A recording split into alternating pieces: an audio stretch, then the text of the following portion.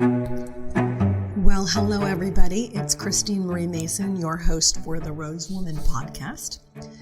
Sounding today a little bit like a cigarette-addicted 1930s film star, but every week we talk about something related to love and liberation, to opening our bodies, our minds, our spirits to some more possibility.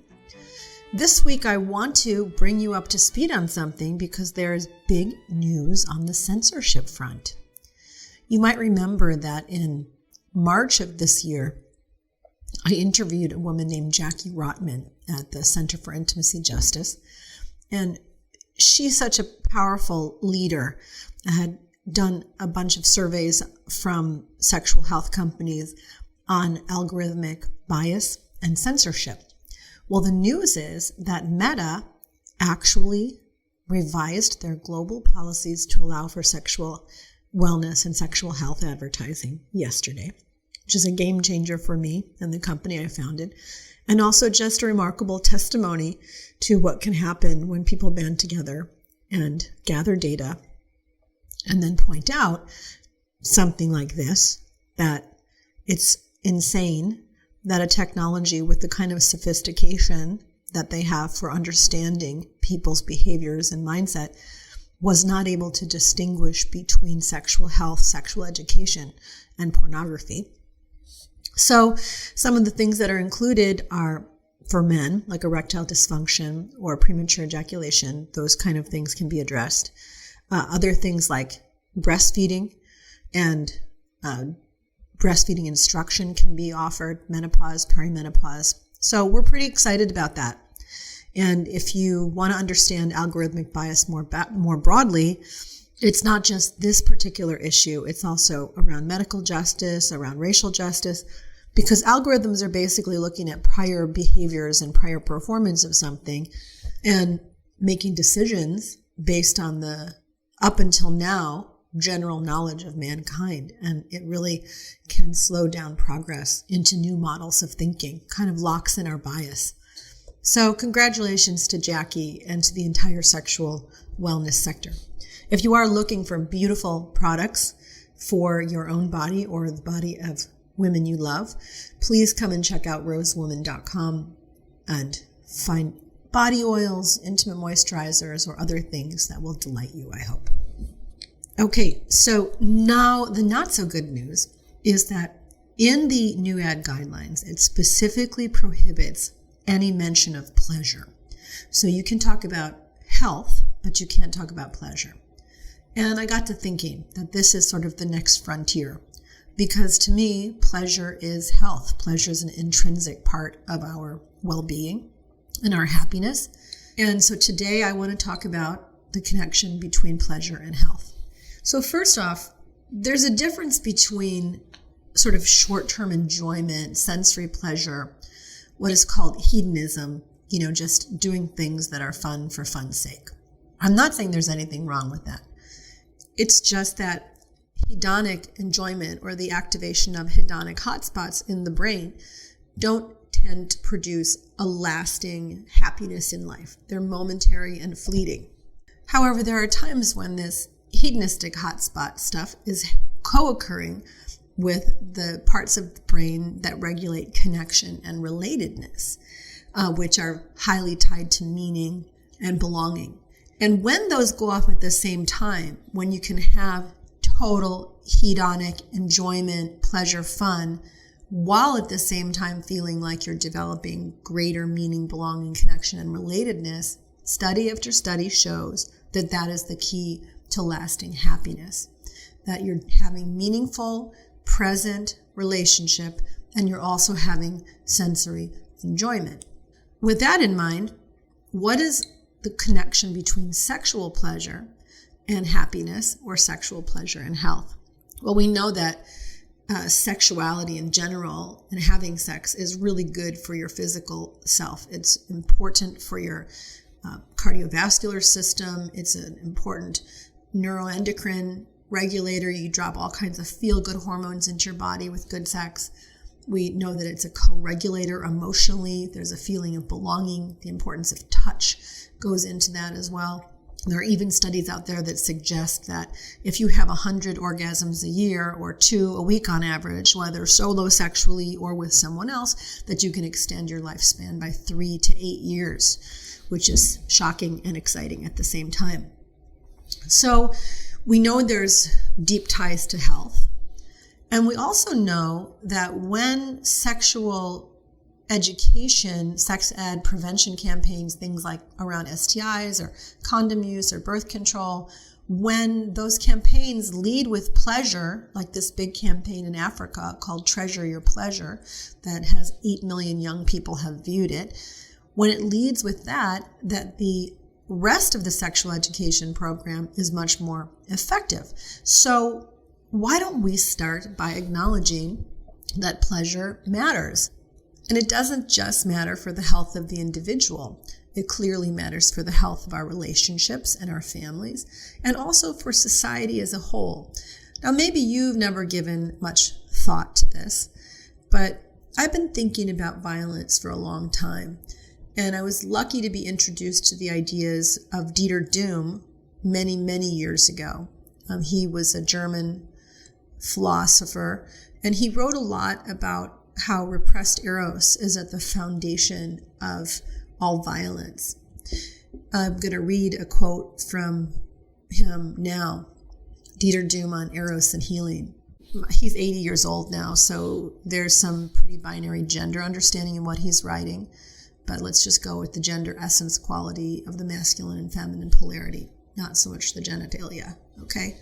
The love between man and woman is one of the most beautiful things that one can experience on our earth. Nobody who is in this state of love can imagine that it will ever be over. Nevertheless, almost all love relationships fail.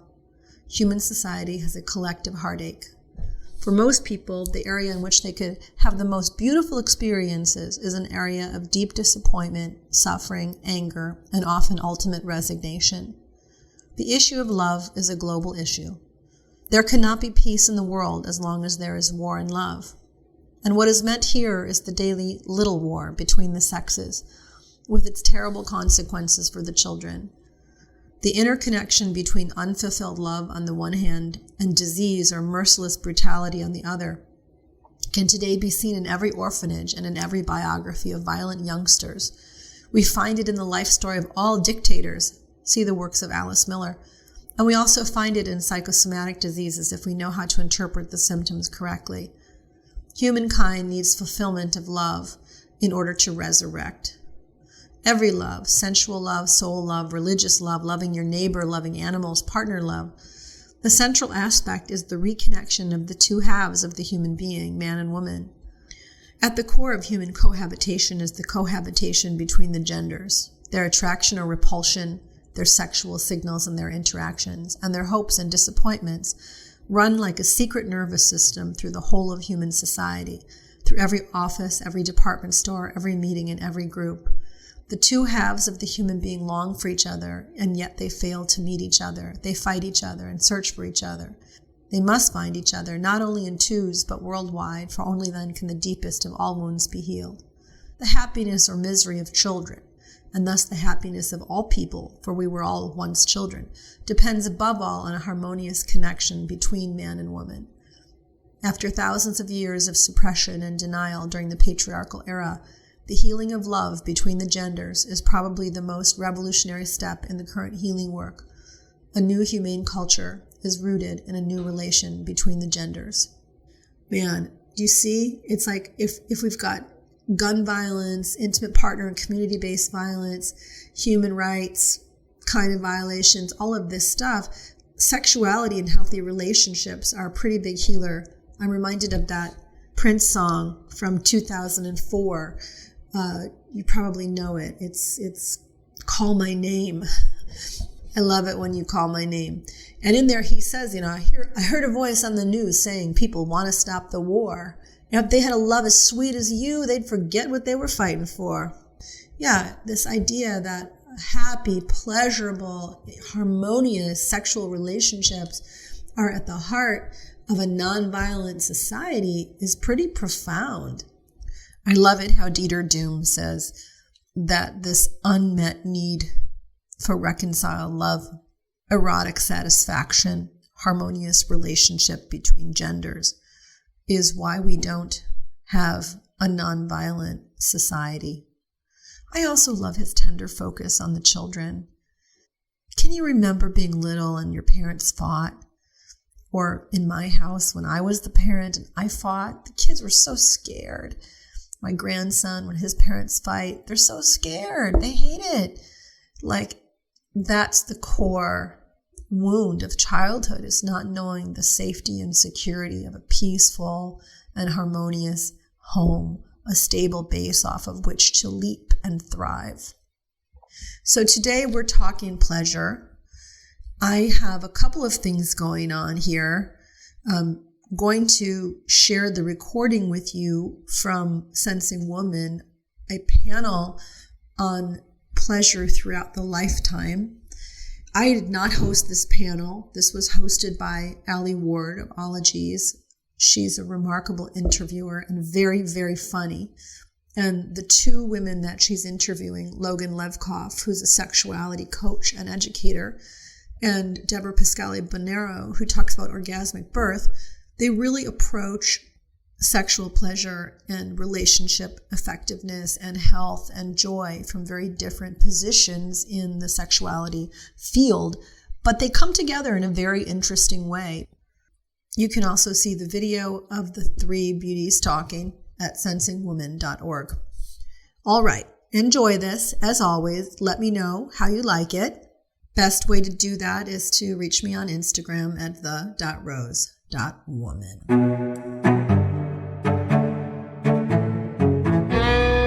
Hi, I'm Alie Ward. I host Ologies, and I'm a big science geek, and I'm really excited to just ask smart people not smart questions. And first, we have Logan Levkoff. She is a certified sex educator and an expert in sexuality and sex education. And we have Debra Pascali Bonaro, who is an expert on orgasmic childbirth, which are not words you often hear together at all. But yeah, so I wanted to we're going to kind of go through a couple of things one-on-one, but we're really talking about sexuality through a lifetime. I'm going to let you both introduce yourself a little bit. If you could just tell us your name and your pronouns, as I always start Ologies, and just tell us a little bit each before we get into your work, Logan, about what the core of your work is. If you had to tell someone at a cocktail party, like, what do you do? Because you have weird jobs, and it's great. So my name is Logan Levkoff. I use she, her pronouns. I am a sexuality educator and have been since the age of 15. I mean, not professionally, but when I was a peer HIV and AIDS educator, because I came home from school one day and there were condoms and bananas on my dinner table. And my parents, for whatever reason, became super involved in HIV and AIDS fundraising and awareness and said, here are condoms, here are bananas, this is how you use them, and next week you are going to become a peer educator. Oh. And I said, okay, and here I am 30 years later. They had no idea what they were igniting. No idea whatsoever. One banana on the kitchen table can change the world, you guys. And Debra? Yeah, my name's Debra Pascali Bonaro. I use she, her pronouns. And I've been a doula for 36 years. I train doulas all around the world. And in my passion for birth over time, I started seeing that birth was pleasurable, joyful, ecstatic, and orgasmic. And I kind of thought, well, that's the best kept secret. All we're talking about is pain and fear. Why aren't we bringing out what's possible and really looking at what it takes so that everyone can have an orgasmic birth? And I do bring that up on the plane all the time around the world because they're trapped. And I feel like the more people I can talk to and explain, because it doesn't matter where you are in the cycle, if you'll give birth one day or not, you know somebody that will, and it really takes everyone to shift the paradigm on birth. So thank you. Well, Logan, let's get a little bit into sexuality over someone's lifetime. And I'm curious, you said that you started as a sex educator at 15. I think maybe that's when people start to think sexual fireworks start to ignite. But when does sexuality start for a person? I'm so glad you brought it up, because we have a tendency to believe that sexuality is something that gets magically turned on at a culturally appropriate magical age, typically by someone else. And unfortunately, that's wrong. It's always been wrong. It's never been correct. We are all sexual beings from birth to death. We all have a sexuality. We all choose to express that sexuality, as complex as it is, whether it's sex, gender, gender expression, sexual orientation, body image, sexual feelings and desires and pleasure. Like all of that combination is always with us. We just notice different things at different times. So there isn't a magical window, age, magically culturally appropriate time in which people become sexual beings. And I often think, and I am tasked on a regular basis, I am literally in classrooms, so I teach hundreds of young people, kids, teens, all the way up through, I think my oldest students have been 94. I know. Amazing, right? And actually, they were asking about vibrators. So just saying, not just for the young. But I think it's really important that we recognize that we're always sexual beings. Always. And that means we're entitled to information, education, empowerment, and a good sense of self about who we are. Do you think that how you are assigned gender at birth, or how you were raised, whether you're raised femme or masc, do you think that affects the way people experience their own sexuality? Yes, absolutely yes to all of those questions. Look, I think I'm waiting for the day when I can say there are no double standards whatsoever when it comes to sex, but I haven't gotten there yet. Unfortunately, I think there is still a tremendous double standard, particularly people who are assigned female or experience life as femme or feminine in any particular way, where, that magical time is for them. Right? That's what we say. Or we have this binary of like, you're a prude or you're a slut. You should know that I have this visceral reaction to the word slut. I don't care who reclaims it. I'm not interested in reclaiming it, mostly because working with young people, you see the damage that gets done prior to someone being able to understand the reclamation of it. So that's my own thing. It's fine. But I do think that we in addition to the binary, we raise some people to be very empowered by their bodies and pleasure and seeking pleasure. And we say to others, maybe you should wait. If everyone understood that bodies might be assigned differently, but they all start pretty much the same way, it means that every single body has the innate capacity for pleasure, regardless of how those bodies were assigned, regardless of who you're attracted to, and regardless of how you choose to express or identify yourself. Mm-hmm. What do you feel like is the biggest bombshell people learn across the ages in your sex education that changes the way that they experience sex or experience their own body? Is there anything that you find can really liberate people? It's probably the hardest question I've ever been asked, Alie. Thank you so much. Well, I think it depends on who you're talking to and who you're working with, right? So if I'm working with an aging population, to tell them that they've been sexual their whole lives and that they've been entitled to pleasure and fulfillment their whole lives, it may be a delayed liberation, but it's really eye-opening. I think for young people, figuring out that actually that's how your body works, and those like tingly, amazing feelings, you have to know that is what's supposed to happen. You're not broken in some way, is incredibly liberating. So I think it really depends, but my one message has always been every person is entitled to pleasure and fulfillment on their own terms, and it's not dependent on who you are or who you're with or how old you are or whether it's some kind of like arbitrary legal commitment. Every person has the capacity for pleasure, and the more confident and comfortable we are with accessing it, the better off all the other things in our lives will be, whether we choose to be in a partnership or not. When you're educating people who have vulvas and you're like, this is actually how big a clitoris is, or like this is the statistic of people who don't orgasm their entire married life, do you ever see just like blood drain out of people's faces? Regularly, obviously. What is the statistic on that? Like a sex ed vampire, yeah. Well, I think the part that's mind-blowing for most people is that the clitoris and the penis start from the same genital tubercle, right? So like when you tell people that, they're like, wait, what? Wait, they start from the same thing? And I said, yeah, so you could think of it one of two ways. You know, people like to say that the clitoris is a small penis. I just like to say that the penis is a larger clitoris, right? Either way, however you frame it, it's important to know that like we are not all that different. Fundamentally, we have parts that are arranged differently. Mm-hmm. But that doesn't mean that some of us are entitled to more than others. That's not true. Is there a way that you've seen how people have reclaimed their own bodies or their own relationship with their own sensuality through your career? Where do you feel like things are going right now? The nice thing about having lots of diverse voices everywhere is that we're talking about the diverse range of sexuality and expression and experiences. So people know how to get and access information. Hopefully it's the good information, not like just the thing that comes up first on Google. I mean, sometimes that works, sometimes it does not work. But I think that where we're going is that people know, even if they don't know exactly how to access information, they know that sexuality is important because we're talking about it, and they're seeing how high the stakes are if they don't understand what's going on with their body or someone else's body. They realize that there is bodily autonomy that we are all entitled to, and they're seeing it being taken away. So there's a nice wake-up call now for everyone. It's unfortunate that we're here, but you know, every generation has that moment where you have to shake up a little and say, okay, we need to take stock of what's important. And I think we're there.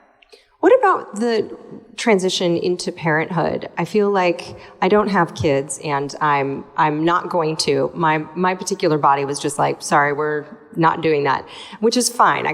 There was something where I was like, well, I guess I'm off the hook for that. But if there is a transition to where you're suddenly raising a child, you're going through a lot of hormonal shifts if you're the one that's given birth. Do you ever have to coach people in terms of how to kind of get back to that sense of pleasure and play when they're like, I feel like drained of all of my liquids and energy? Yeah, so I mean, I should disclose I have a 17-year-old and a 13-year-old who are absolutely the children of a sexuality educator. You know, when someone says like, you don't talk about sex at the dinner table, my kids are like, have you come over recently? Yes, we do. We talk about everything. It's a bowl of bananas, I'm sure. Yes. Yeah, you know what? Don't laugh. There was one, I was working with a condom company and they sent me all these samples and my kids must have been like 2 and 6 and I had these samples all over the floor. And my son came up and he's like, are you giving out prizes in class today? I'm like, yes, I am. Let's talk about what the prizes are. Let's learn to put it on. And so we did. Good. Because I'm that parent. But yes, the answer is, you know, that transition to parenthood, whether it's biological, whether it's emotional, whatever it is, right? That move changes everything, right? It's hard for it not to change everything. I think one of the misconceptions, other than what you're going to hear here, which was not my experience, I have to be honest, we should have met 17 and a half years ago, but I was not that lucky. I think it's a matter of remembering that your body goes through something.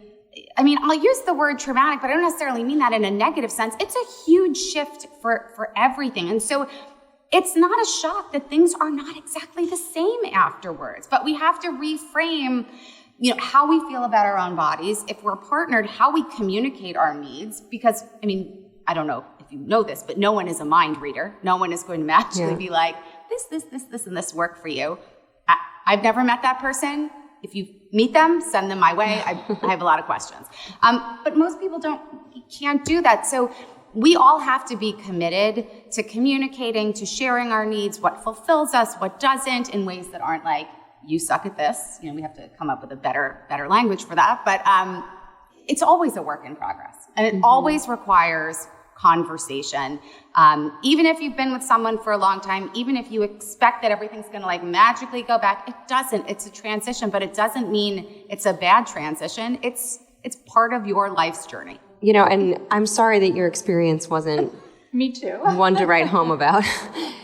Debra, getting to what you do, again, when I first read your bio, I was like, orgasmic what? Like orgasmic birth, I never put those together.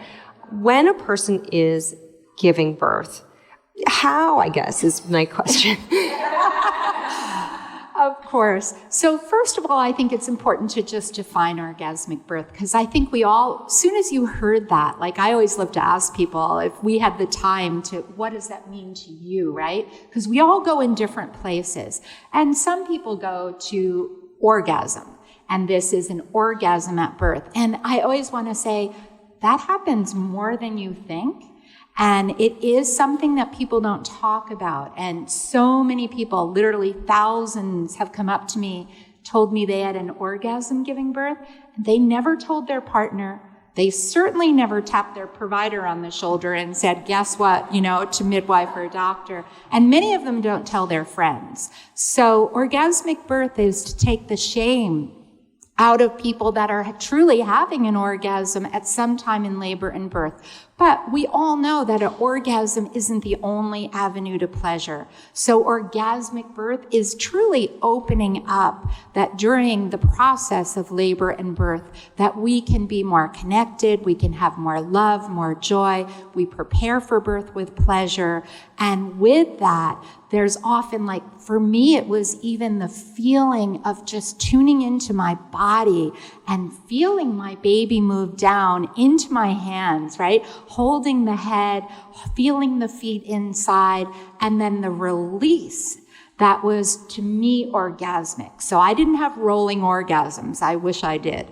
But I do meet people that do. So I think when we think about orgasmic birth, part of the preparation is what you said, Logan. It's that we have to live a life of pleasure. You can't think about like, okay, I have no pleasure in life, I'm not really sexually satisfied, and I'm going to have an orgasmic birth. Like, that's rarely going to come together.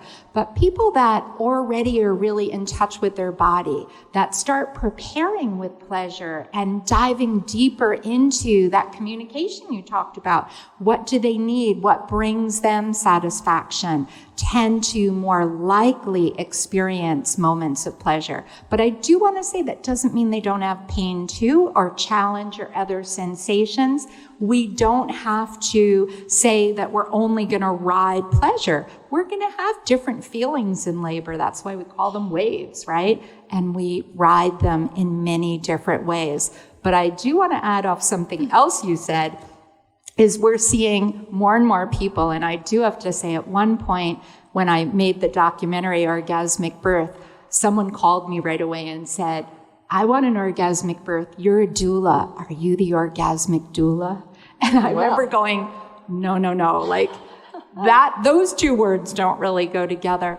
But when I went to her birth, she had prepared, and all her friends, instead of throwing a baby shower, gave her every vibrator on the market. And it was the first birth that I attended. And I was like, why didn't I think of this? And she realized that if she was stimulating the clitoral nerves, she would feel pleasure rather than pain. And she is someone that even she said she has no idea how many orgasms she had through that whole process. And she had a pain-free birth. So was she just like vibing out during labor the whole time? Every time she had, and I don't call them contractions, because part of changing birth is change the language. Okay. When you say contraction, people often think tight and pain, which you're in that mindset, right? Mind, body. So we tend to call them surges, your personal power surge, wave, rushes, whatever kind of works for you. So every time she had a surge, that vibrator went on, and only external. And I'm sorry, I never even considered that. I know. I have to I just love that you're. Yes. This is my friends who are going to be. Yes, I have a lot of information to share. A lot of people who don't even vibrate are just doing their own stimulation. Partners, I always say to partners, like, they go, what's our role? And I'm like, well, you know how to satisfy, I hope, really well. So bring that satisfaction. The right way to give birth is the right way to make love. If we connected that, we would see a huge shift, not only in more satisfying births, but I actually believe in better outcomes. Now, is this happening like home birth, you got an inflatable pool, you got a salt lamp, like you got dim lights, right? Or is this like downtown Kaiser and you're just like, bring it on? Like, what is this? Is this a possible thing for someone who's just like, I'm going to the hospital? And also, if you have an epidural, can you still? Yeah. Well, the epidural is a big question because in your sexuality in other ways, right? How would it feel to have an epidural? Probably not too satisfying. Right. So the epidural usually takes away some of that pleasure, but I always say you can find pleasure in other ways. So when people want an epidural, we always say no one should suffer in childbirth. And if pain becomes suffering, an epidural is a valuable tool. And then we can find pleasure in other ways. But back to kind of the vibrator or really going for an orgasmic birth, yes, the right place to make love is often in your own environment. So home birth, it's easier. Birth center, it's easier because our midwives really know that what people need to labor easily is the same things they need to have great sex. They need to feel safe, they need to have privacy, and they need to feel unobserved. And that's just any birth. Like if you don't have those three criteria, your labor is going to be longer and harder. Your brain is producing the exact same hormones that give you good sex and an orgasm in labor. And if you don't feel safe enough to flow those hormones, labor is not going to work well. So when we move to that hospital, right, we already have some barriers to feeling private, safe, and unobserved. So that's what doulas come in. We come in and really try in the hospital environment to protect that space, to help you reclaim that space in how you define privacy, safety, and unobserved. And if you want to do other things like masturbation and vibrators, we often say, we'll kind of go outside and stand in the hallway and be on guard and say, there's some intimacy happening right now. They need, 20, 30 minutes of privacy. But I have to share one story. Normally, we're telling people that we want little vibrators, right? Finger vibrators. It's all external, not internal clitoris. One of my clients, I must not have been clear, and if you all know the rabbit, she brought this big one that went, and I'm like, wait a second, like that we're not using today. But she decided, well, I'm going to just set it on the fetal monitor. And every time the staff came in and tried to read the monitor, all they could see was this big vibrator. And at one point, a medical person came in and said, labor's taking a little longer. I think we should think about induction. And just on her own, I didn't say anything. She reached over, grabbed the rabbit, hit the on button, and it started doing the, and the care provider couldn't talk, couldn't continue the conversation, left the room. And I said after that, that was the best privacy tool I've ever seen. And once we cleared the room of all the medical staff, I looked at her and her partner and I said, why don't I leave? Don't use the rabbit, but you have other ways of doing what you need to do to get your labor going. And they had a beautiful orgasmic birth. God, I guess she's like big job, big tool, I have to take a break for a word from our sponsor, Maui Super Herbs, also known as Maui CBD. I was fortunate enough to try their exquisite and pure CBD products in both tincture form and in a body salve, a muscle rub, and I think you will love them. Maui CBD is offering 2 of their products at sensingwoman.org as a benefit for reproductive rights and women's health. So why don't you go on over to Sensing Woman and check them out. The finest quality CBD, straight from Hawaii, benefiting local farmers, creating abundance for all, and bringing healing to everyone that tries it. Maui Super Herbs at sensingwoman.org. I'm going to take some questions because I feel like you have a lot for either one of these amazing educators. Also, really quick though, you said that were you one of many children, or your grandparent or your parents were one of 9 or something? So yeah, I have a great grandmother that had 8 children, and that's where I learned about pleasure in birth. My great-grandmother was born in the early 1900s, came over from Italy, actually ended up living not far from here, and then moved to New Jersey. But she was at a time where all birth was at home. So she had her children at home, and she was kind of petite and round. And when I was little and she was late 80s, I could never picture her as a young woman, but she would tell me birth stories. Like, I was a weird kid. I was already wanting to know about birth, right? I was like, great. How did you birth those kids? And she would get up and waddle over to the kitchen sink and lean over and kind of dangle, squat.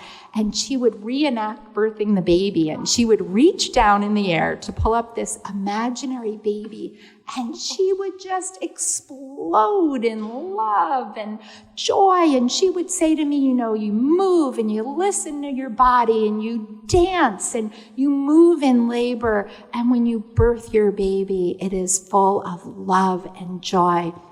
She never talked about pain. She talked about challenge, but that you're always strong enough to overcome the challenge. And I could really feel the ecstasy that she felt with birth. So I'm sure that planted the seed. And when I went to give birth and I was in a hospital in Canada, I fought like hell because I wanted what she had. And I didn't want the system to put me down in every way, emotionally and physically. And that's what set me on my path. Mm-hmm. You're like, give me a good kitchen sink and some ravioli. Let's do this, man. Right. Yeah. Totally. I mean, it must have worked because she's just like, let's do this 7 more times, shall we? Okay, let's take some questions. I know we have one back there. Hi. I didn't know about orgasmic birth. Unfortunately, I was in the Lamaze training. But what I'm curious about is, it seems like it would affect the baby. Does the baby come out smiling? Is kind of like the question, is there any observation or data on that? I don't know about, and it's a great question. I don't know about data, but we do know when birth is more gentle, right? It's going to be more gentle for the baby. And when people are moving and they're upright and they're listening to their body and they're connected, they're in their power. They know where they need to move. Mother and baby, birthing person and baby are like intimate together, and they need to keep moving to find their way down. So I believe that orgasmic birth, that pleasure in labor, is helping to have a gentle, easier birth. And the other thing, and I'm learning all the time too, is if we look at the clitoris, and we have some beautiful ones upstairs in the art, and you look at the bulbs and kind of the wings, we know that they're attached in front of the pubic arch, right? And they're in that front part of the vagina. When people are giving birth and they're being put down, they're on their back, they're pushing uphill, which is stupid in itself. We know that it's dangerous, but we do it every day. We're not creating pressure into the clitoris. When people listen to their own body and they move in labor, they lean forward. And when they lean forward, that not only helps the baby's head to rotate forward, but puts that little baby's head pressing into those clitoral nerves, which creates lubrication and swelling, which is actually going to ease their passage into the world and give you some of those waves and sensations that we even now call the fetus ejection reflex. It actually helps the baby to birth. So I think when we look at all the aspects of orgasmic birth, how have we ever disconnected birth from sexuality? As you said, Logan, it's from birth to death. Why did we take it out of people laboring? Their sexuality is included, and allowing them to use that, I believe, is going to help the baby have a gentler birth. So I'm sure you guys approach this differently, but how do you encourage your clients or who you're teaching or whoever you're working with to kind of explore that intimacy with their own body and get to know themselves a little bit better? Because I imagine a lot of people are like sometimes maybe not raised in as open a household, or maybe a bit more shy or curious about it. So what are some resources you offer? I always laugh when I tell the story about my family because we weren't super liberal when it came to sex and sexuality. It was this unbelievable blip in time when sex became this life or death thing, right? So all of a sudden, people were talking because the stakes were really high. So that, I never learned about masturbation as a young person. I actually thought the only people who talked about it were families, my friends' families who had older brothers. I mean, literally, that's like, I didn't even realize that was a thing, until I figured out how dumb I was and how I'd lost a lot of time in the process. But what I would say to people now is I always talk about the importance of masturbation, not just because of sexual pleasure, though that's important, and obviously it depends on who you're working with, but it has some very significant health benefits. I mean, yes, better for sleep, better for stress relief, but also when you know what the baseline is for your body and what works for you, you're far more likely to be able to identify when something is off for you. Right? Which is really important. It's like, how do you diagnose something if you don't know what the norm is for you? So that there's a piece of it. And I think that we forget how much pleasure is essential to our overall health. I mean, for years, those of us in this space have been talking about it for a long time, but we still live in a world very much that says, like, pleasure might be an added benefit, but it's not important, which is why so many people don't talk to medical providers about sexual function. Right? To me, and I do a lot of trainings with residents and in med schools, and I often say, like, you have to ask about function. Pleasure is also an indicator of other health issues that are going on. If there has been a change, for positive or for, negative, like, these are questions you need to ask. But oftentimes, patients don't talk because they've been taught that, the obvious symptoms are the ones that they need to be concerned about. Pleasure isn't important, where actually it gives us a lot more information. So it's important for the big picture, not just like this superficial idea that pleasure is important. Mm-hmm. Hi, I have a question. So much I'm hearing about is pleasure, the heart and the mind linked with the body. Tell me why women, friends of mine, have had orgasms when they were raped, violently raped. It takes them forever to get over it, ever. Some never have. Why? Why did that link happen when it wasn't pleasurable? It was violent. So I'm not a therapist. I just want to acknowledge that. But one of the things I will say is that the body does things involuntarily, right? Not because we want things to happen, but there are things that happen because certain areas are touched and blood rushes into them. The issue really is that we need to teach people that someone's response shouldn't be a source of guilt for them, and that's a really hard thing, particularly when someone has suffered a traumatic experience, to not link those two things as if it's something that you wanted. We don't always control our bodies, and particularly in situations like that. So I think it's an important thing to remember that our body reacts oftentimes when we don't want it to react. Whether that's blood flow, whether that's an erection, whether that's something that someone would call an orgasm, but, I see an orgasm to be something empowering and consensual and pleasurable. I wouldn't use the same, term for it, but that's why the body, blood flows, pressure and buildup are released, and it's not because of what's up here. I'm sure there's also so much the shame that is carried from even being a victim, and then your response as a victim is also something that as a culture needs so much work as well. Very much so. We really need a whole shift in how we talk about people's experiences, and also, we hear it in the news a lot when people talk about something that's clearly non-consensual or assault, but call it sex. In order for something to be sex, it has to be consensual. Hard stuff.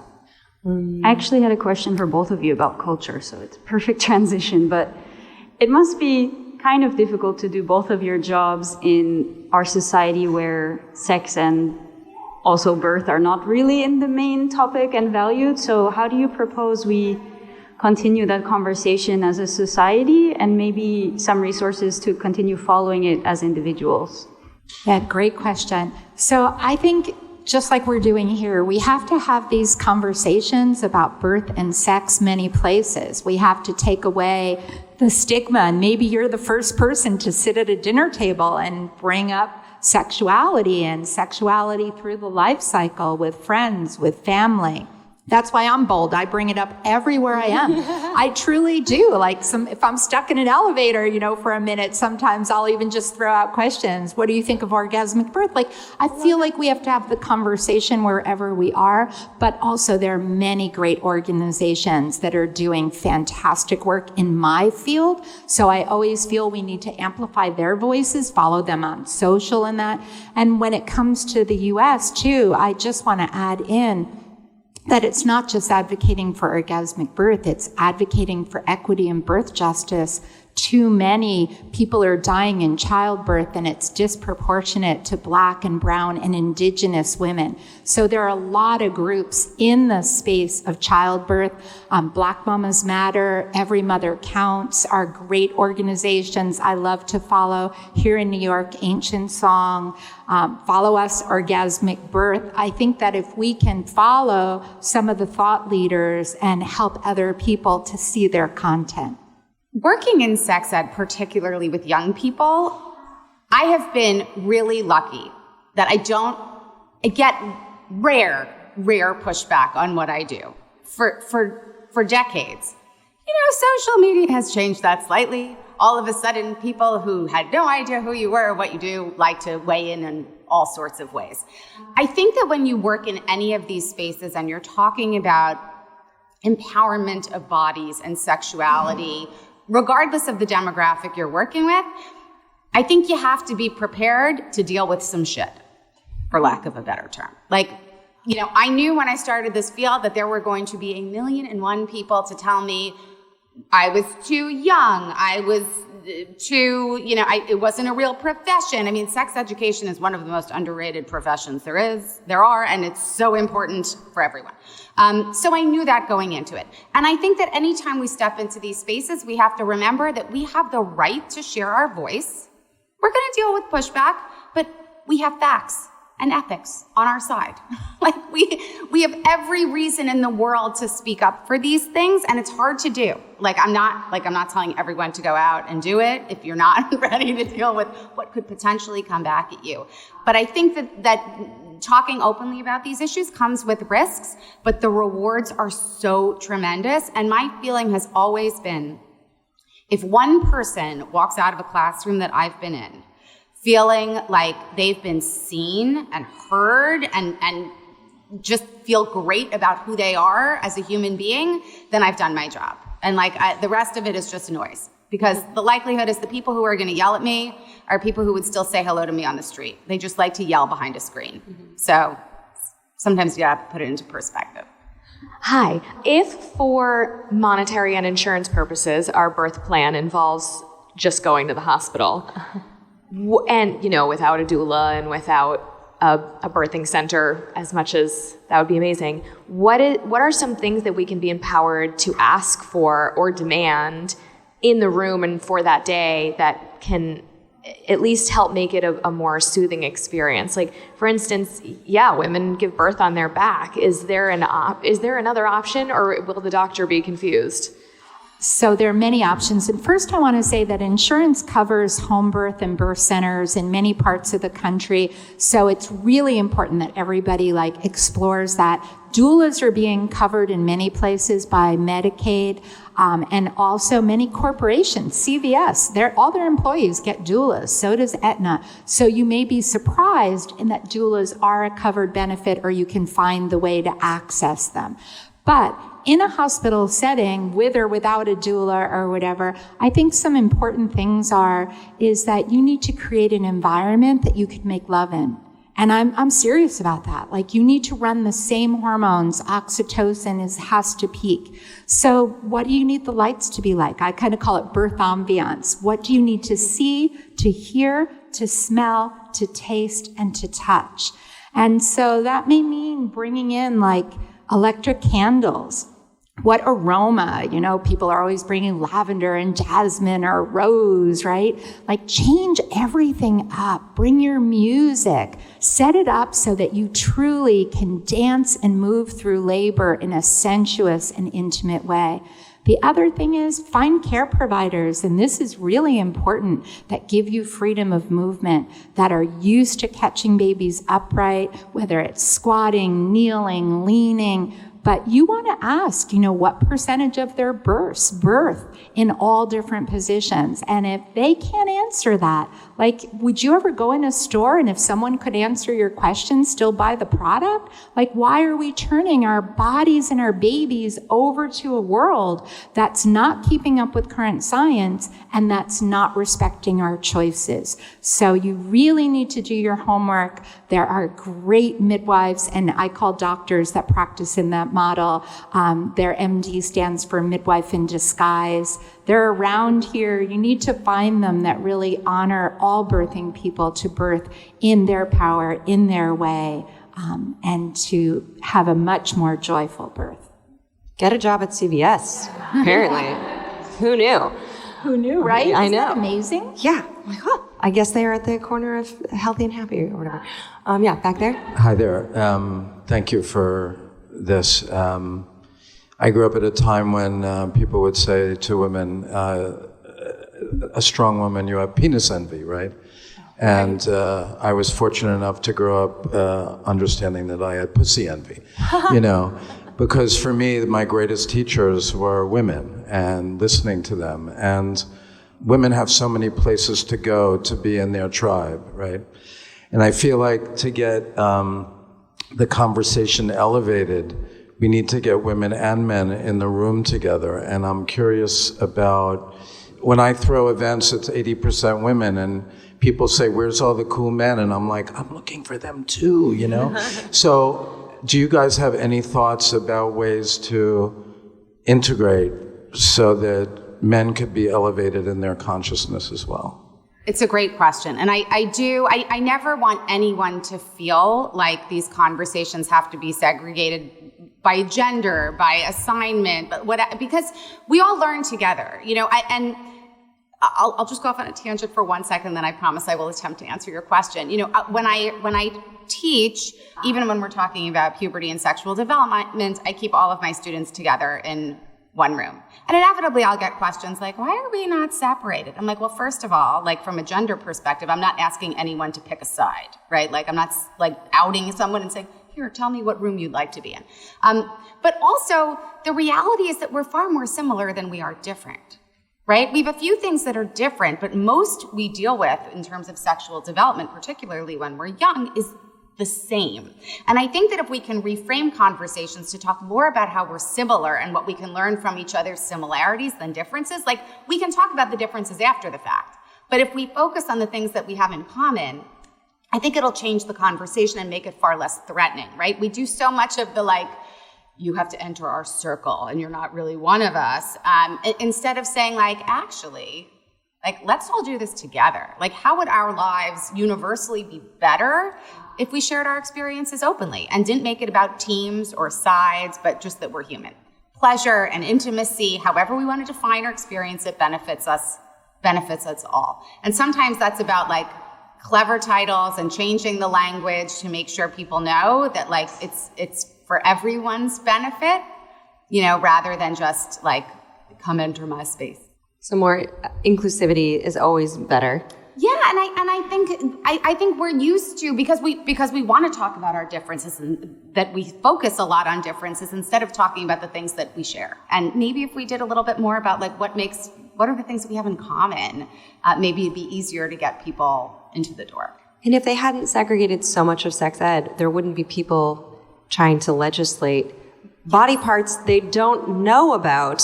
Like, did you see that tweet where like a senator, someone was like, asked like, how do they pee with a tampon in? And it's like, you're making laws. How is it possible? It's my tangent, but yeah. Hi, Kim from Connecticut. I didn't realize you're this far west, so it took me a while. But I know this is about birth. I have a few people in my life in that stage, and I had a friend who just did, as a somatic woman in Connecticut, she just had birth with very long labor and then went into having ayahuasca because that was part of what some of the indigenous people she had learned about used, and it was an amazing labor experience. So I didn't know if you had any familiarity with that. Ayahuasca is an indigenous plant medicine. What a ride. Can you imagine? Totally. What an out-of-office reply you need? You're like, I'm giving birth, I'm on ayahuasca, like, don't expect an email back from me, like, not available right now, like, sorry I missed your text. Really, Alie. I have to say that in my travels, I've done a lot of work in Brazil, and so I'm very familiar with ayahuasca ceremonies from there, and ended up working with a lot of the doulas that support ayahuasca through pregnancy and birth, and then met some of the midwives that support those births. So it's not been my firsthand experience, but I've worked with many providers and have heard amazing stories of using plant medicine in labor as really being a fantastic tool for people to have very powerful, beautiful births. Yeah, Google that. Yeah. It's like CVS covers that also? Yeah. I'm not so sure. So I've never heard of it in the U.S. I'm not advocating for it, just saying that was my experience in Brazil. Wow. Who knew? I'm curious, in your teaching of, I think you said middle school? All ages. How do you teach a student who's coming from a very religious background that is no sex until marriage, who's actually maybe 13 or 14 and her marriage is already arranged at 18 in the country that her parents come from, even though she's raised here? I was asked by a parent not to bring up certain things in the classroom. I can't control what the other students bring up.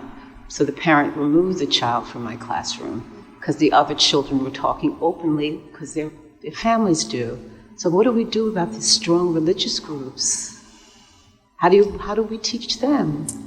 I've had the privilege of teaching in both secular spaces, in religious spaces, for a range of faiths. And one of the things that I've done, and I think part of it is that you know, ideally you have buy-in from administration and family. I mean, that's the goal. And sometimes, I mean, look, there's always a disclaimer, right? Like, it's not my job to give values. Right? I'm not teaching from my own personal values. Every family has their own values, religion, faith, spirituality. You know, I am here to give facts, you know, and you might have discussed different sides of an issue, and I'm going to help sort of facilitate that conversation, but it's not me telling you what you should or should not do. I think sometimes with families, we also have to sit down and say, you know, there are certain realities in the world that our kids, regardless of how sheltered we think they are from certain information, they are getting a tremendous amount. And clearly it's not always the information we want. It's not always accurate. It's often exploitative or fear-based. What is the type of information you'd like them to receive? Like, how, you know, think about, like, what are your, it's a hard question to ask, right? Like, what are your sex ed goals for the people in your life? I mean, is it really to, and I would ask this of anyone, is it to lock a person up until some magical age, or do we want to give them information and confidence so that when they make certain decisions, they know how to make good ones, right? That are not about an age. That's a really tricky thing. I have had in the last 25 years, I've had a few parents pull their kids from a class. And the saddest thing is that these kids desperately want to be in class, right? Because they're getting information from their friends, their peers, and it changes the way they interact with their peers.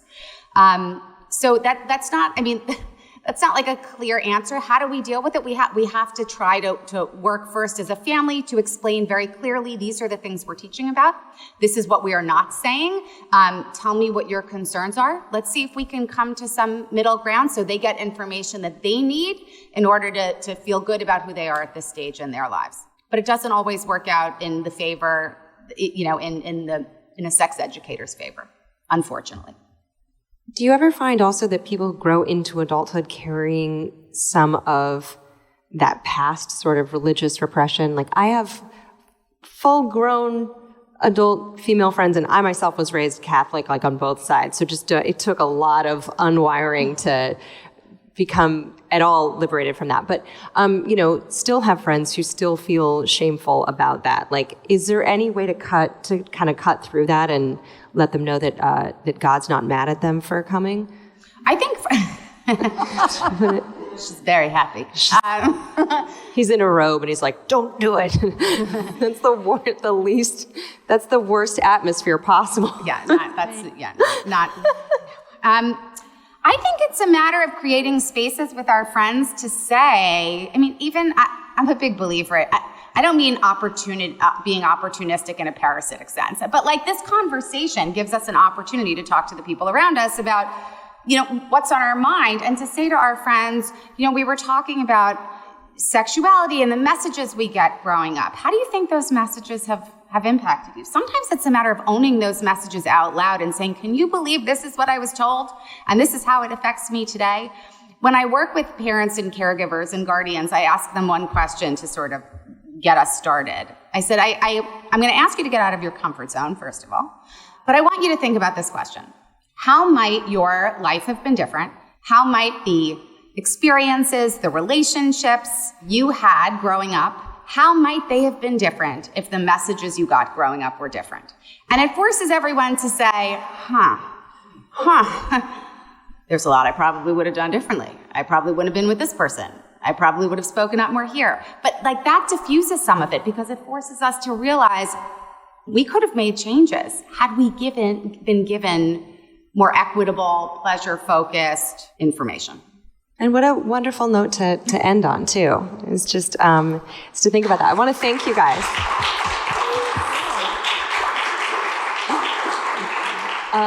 And if you haven't, do you have social media handles you want to shout out really quick in case people would like to continue the conversation digitally? Mine's easy, Orgasmic Birth. Hard to remember, but I think we can... Mine is not Orgasmic Birth, in case you're wondering. Logan Levkoff. And of course, Rosebud Woman is putting on this whole event. Follow them too. The Rose Woman, Christine. Thank you guys so much for being here. Thank you all. Thank you so much, Alie, too. Thank you as always for being here. It's a pleasure to speak to you every week about sensuality, sexuality, reproductive health, philosophy, love, freedom, liberation. Let's go do this life thing with as much joy as possible. Joy and pleasure are your birthright. This program is brought to you by Rosebud Woman. Our stimulating serum, Arouse, is the first of its kind, a 3-in-1 arousal oil that plumps and tingles and lubricates. It works for sensation when you're solo pleasuring or enjoying some time with another. And it works to deliver high-quality adaptogens over time through the skin of the vulva and the vaginal canal. You can try it at rosewoman.com. The discount code for podcast listeners is POD10 for 10% off. And if you'd like to get a smaller sample size, you can also order free samples or just pick up one of our travel kits, which has TSA-friendly versions of our top 4 products. All love, all peace, all blessings. I have ultimate faith in your ability to live a life at the intersection of your enjoyment and your relatedness, a life of deep pleasure, meaning, and lasting happiness.